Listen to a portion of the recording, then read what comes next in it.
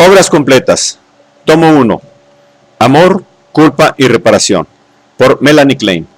4. 1. El desarrollo de un niño. 1. La influencia del esclarecimiento sexual y la disminución de la autoridad sobre el desarrollo intelectual de los niños.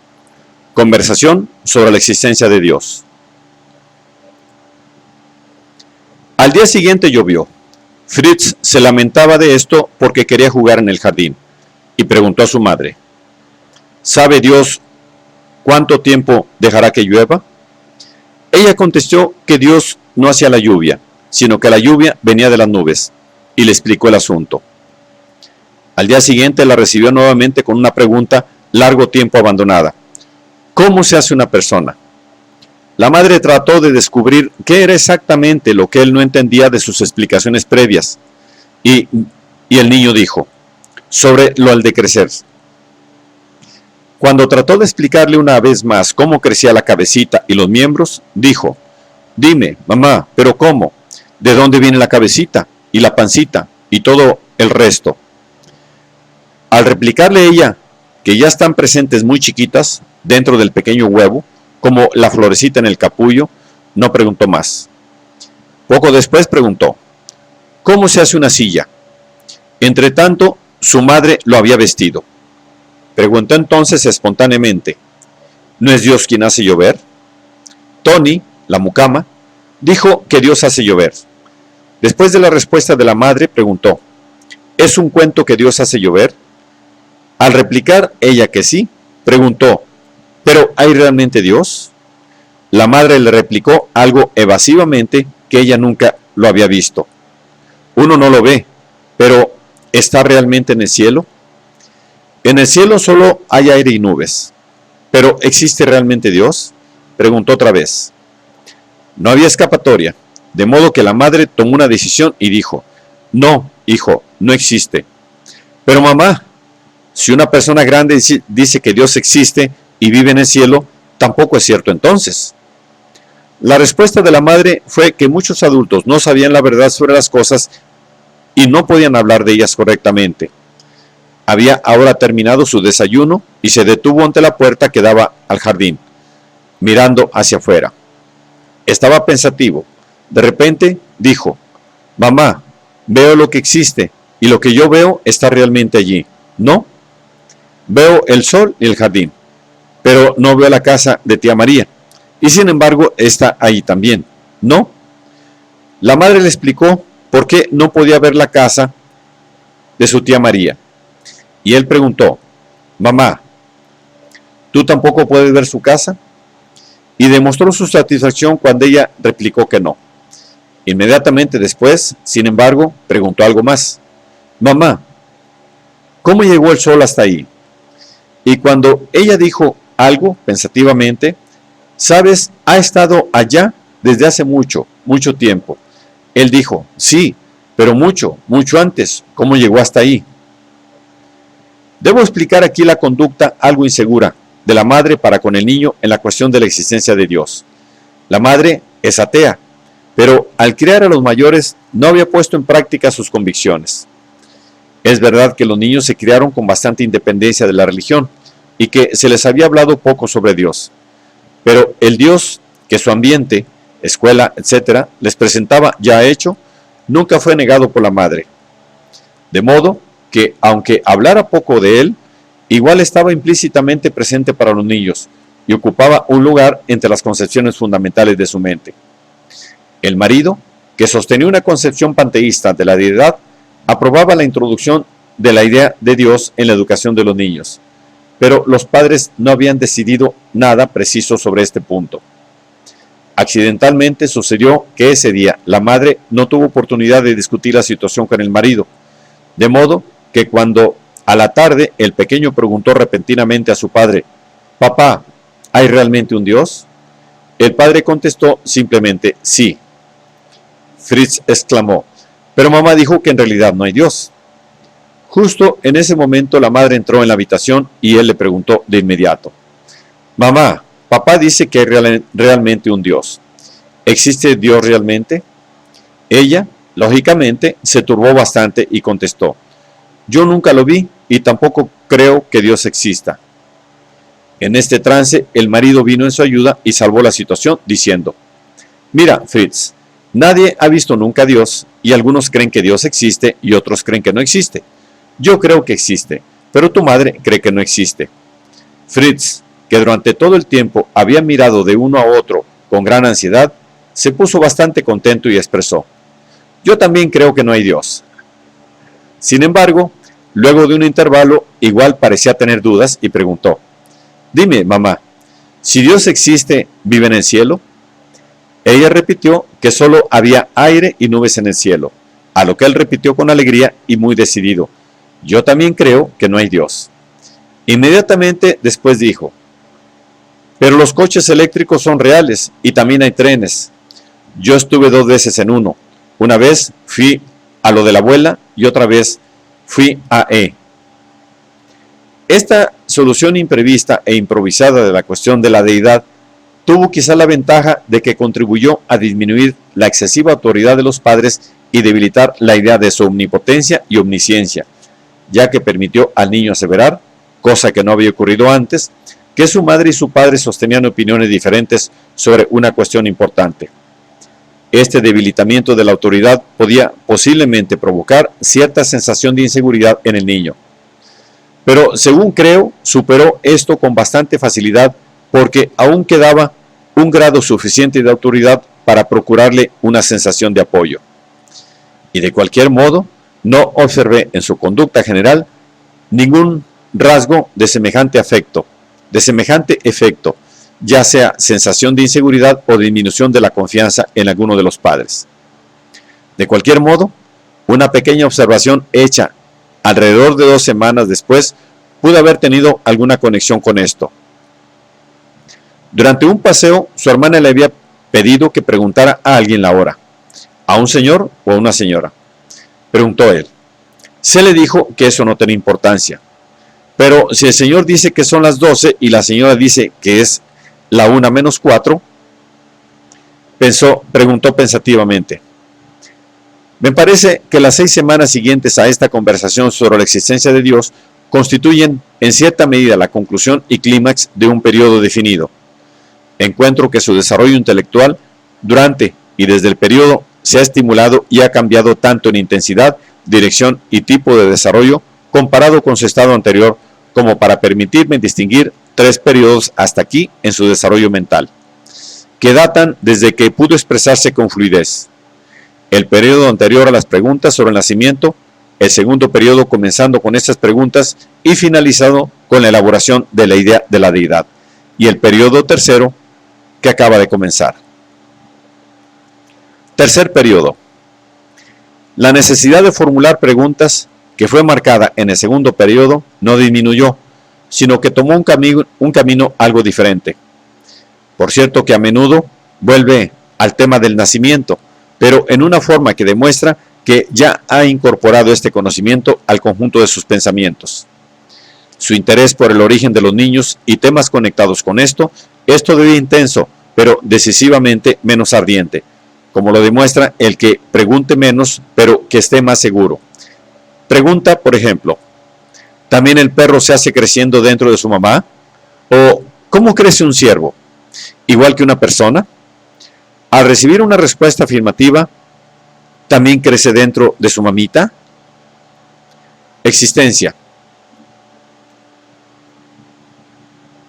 De la pregunta, ¿cómo se hace una persona?, que ya no formula más en esta forma, se desarrolla una indagación sobre la existencia en general. Doy una selección de las abundantes preguntas de este tipo formuladas en 4 semanas. ¿Cómo crecen los dientes? ¿Cómo se quedan los ojos dentro de las órbitas? ¿Cómo se forman las líneas de la mano? ¿Cómo crecen los árboles, las flores, los bosques, etcétera? Si el tallo de la cereza crece con la fruta desde el comienzo, si las cerezas verdes maduran dentro del estómago, si las flores que se sacan de la planta se pueden volver a plantar, si las semillas que se recoge inmadura, madura después, cómo se hace una fuente, cómo se hace un río, cómo van los botes al Danubio, cómo se hace el polvo, además sobre la fabricación de los más variados artículos y materiales. Interés por las heces y la orina. En sus preguntas más especializadas, ¿cómo puede moverse una persona, mover sus pies, tocar algo? ¿Cómo entra la sangre en la persona? ¿Cómo le viene la piel a una persona? ¿Cómo crecen las cosas? ¿Cómo puede una persona trabajar y hacer cosas, etcétera? Y también en la forma en que continúa con esas investigaciones, así como en la necesidad constantemente expresada de ver cómo se hacen las cosas, de conocer el mecanismo interno del inodoro, sistema de agua, cañería, revólver. Con toda esta curiosidad, me pareció que se encontraba ya la necesidad de examinar lo que en el fondo le interesaba, es decir, penetrar en las profundidades. La curiosidad inconsciente relativa a la participación del padre en el nacimiento del niño, a la cual no había dado hasta entonces expresión directa alguna, pudo tal vez haber sido responsable en parte de esta intensidad y profundidad. Esto también se manifestó en otro tipo de preguntas que durante un tiempo se mantuvo en primer plano y que, sin haber hablado antes sobre ello, era en realidad una investigación sobre las diferencias sexuales. Por esta época repetía a menudo la pregunta de si su madre, yo y sus hermanas habíamos sido siempre niños, si toda mujer cuando era chiquita era una niña, y si él nunca había sido una niña, y también si su papá había sido varón desde chico, si todos los papás habían sido primero varones. Una vez, también, cuando la cuestión del nacimiento se estaba haciendo más real para él, preguntó a su padre si él también había crecido dentro de su mamá, usando la expresión en el estómago de su mamá, expresión que usaba algunas veces aún cuando se le había corregido ese error. Él afectó su interés por las heces, la orina y todo lo relacionado con ellas que siempre reveló, ha permanecido muy activo y su placer por ellos se pone en ocasiones abiertamente de manifiesto.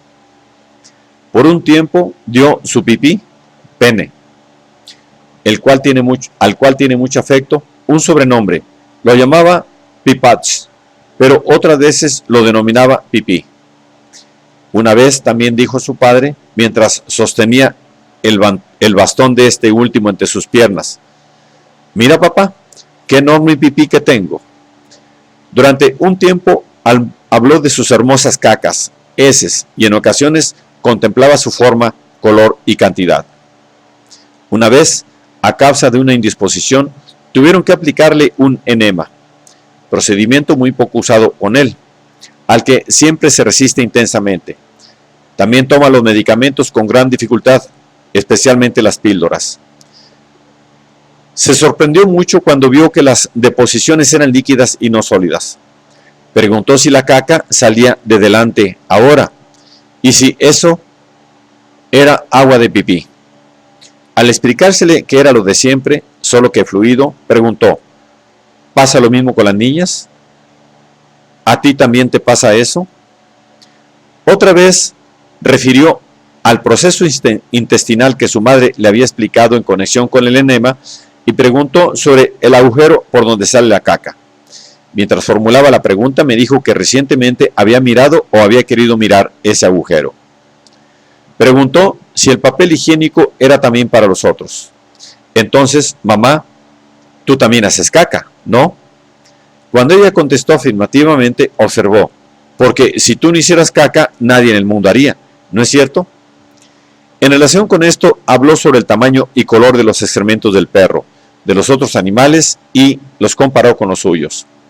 Estaba ayudando a pelar arvejas y dijo que le iba a dar un enema a la vaina, abrirle el popó y sacaría la caca. El sentido de la realidad. Con el comienzo del periodo de interrogaciones, su sentido práctico, como ya señalé, se había desarrollado muy pobremente antes de las preguntas sobre el nacimiento, lo que hacía que Fritz estuviera atrasado en comparación con otros niños de su edad, presentó un gran adelanto. Aunque continuaba la lucha contra su tendencia a la represión, pudo, con dificultad pero vívidamente, reconocer varias ideas como irreales en contraste con las reales. Ahora, sin embargo, manifestaba la necesidad de examinarlo todo desde este aspecto. Desde la terminación del segundo periodo, esto se había puesto de manifiesto en primer plano. particularmente en sus esfuerzos por investigar la realidad y evidencia de cosas que hacía tiempo le eran familiares, de actividades que había practicado y observado repetidas veces y de cosas que había conocido desde hacía años. En esta forma adquiere un juicio independiente propio del que puede extraer sus propias conclusiones. Preguntas y certidumbres obvias. Por ejemplo, comía un pedazo de pan duro y decía: el pan está muy duro. Después de comerlo, yo también puedo comer pan muy duro. Me preguntó cómo se llamaba eso que se usaba para cocinar y que estaba en la cocina. Se le había escapado la palabra. Cuando se lo dije, manifestó: se llama hornalla porque es una hornalla. Yo me llamo Fritz porque soy Fritz. A ti te llaman tía porque eres tía. Durante una de las comidas no había masticado convenientemente un trozo de alimento y por esta razón no pudo tragarlo. Continuando su comida dijo: no bajará porque no lo mastiqué. Inmediatamente después, una persona puede comer porque mastica.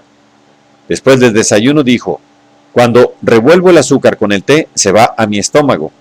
Dije: ¿es verdad eso? Sí, porque no se queda en la taza y se va a mi boca. Las certezas y realidades adquiridas en esta forma le sirvieron evidentemente como patrón de comparación para nuevos fenómenos e ideas que requerían elaboración. Mientras su intelecto luchaba con la elaboración de conceptos recientemente adquiridos y se esforzaba por valorar los ya conocidos y por apoderarse de otros para hacer comparaciones, se dedicaba a escrutar y registrar los que ya había adquirido, así como a la formación de ideas nuevas. Real y real, palabras que ya se había acostumbrado a usar, adquirían ahora un significado completamente distinto por la forma en que las usaba. Inmediatamente después de admitir que la cigüeña, la liebre de Pascua, etc., eran cuentos de hadas, y que había decidido que el nacimiento desde el interior de la madre era algo menos bello, pero más plausible y real, dijo: pero los cerrajeros son reales, porque si no, ¿quién haría las cerraduras entonces? Y después que se vio aliviado de la obligación de creer en un ser para él incomprensible, increíble, invisible, omnipotente y omnisciente, preguntó: veo lo que existe, ¿no? Y lo que uno ve es real. Veo el sol y el jardín, etc. Así, estas cosas reales habían adquirido para él un significado fundamental, que le permitía distinguir todo lo visible y verdadero de aquello hermoso, pero desgraciadamente falso, no real, que sucede no solo en los deseos y fantasías. El principio de realidad se había establecido en él. Cuando después de la conversación con su padre y con su madre, se puso del lado de la madre compartiendo su incredulidad, dijo: los coches eléctricos son reales y los trenes también, porque yo he andado en ellos. Había encontrado en las cosas tangibles la norma con que podía medir también las cosas vagas y dudosas que su anhelo de verdad le hacía rechazar. Para empezar, las comparaba solo con objetos físicos tangibles. Pero ya cuando dijo: veo el sol y el jardín, pero no veo la casa de tía María y sin embargo existe, ¿no es cierto? Había ido un paso más allá en el camino que transforma la presencia de lo que solo es visto en la presencia de lo que es pensado. Hizo esto estableciendo como real algo que sobre la base de su desarrollo intelectual del momento parecía esclarecedor y solo algo adquirido de esta forma y adaptándolo entonces. La poderosa estimulación y desarrollo del sentido de la realidad que surgió en el segundo periodo se mantuvo sin disminución en el tercero, pero sin duda como resultado de la gran masa de hechos recientemente adquiridos. Tomó principalmente la forma de revisión de adquisiciones anteriores y al mismo tiempo de desarrollo de nuevas adquisiciones, o sea, que se elaboraron en forma de conocimientos. Los siguientes ejemplos están tomados de preguntas y observaciones que hizo en esta época. Poco después de la conversación sobre Dios, informó a su madre una vez, cuando ella lo despertó, que una de las niñas L le habían dicho que ella había visto un niño hecho de porcelana que podía caminar. Cuando la madre le preguntó cómo se denominaba ese tipo de información, él se rió y dijo: un cuento. Cuando inmediatamente después ella le trajo el desayuno, el niño observó: pero el desayuno es algo real, ¿no es cierto? La cena también es algo real. Cuando se le prohibió que comiera cerezas porque todavía estaban verdes, preguntó: ¿no es verano ahora? Pero las cerezas están maduras en verano. Durante el día se le dijo que él debía devolver el golpe cuando otros niños le pegaran. Durante el día se le dijo que él debía devolver el golpe cuando otros niños le pegaran.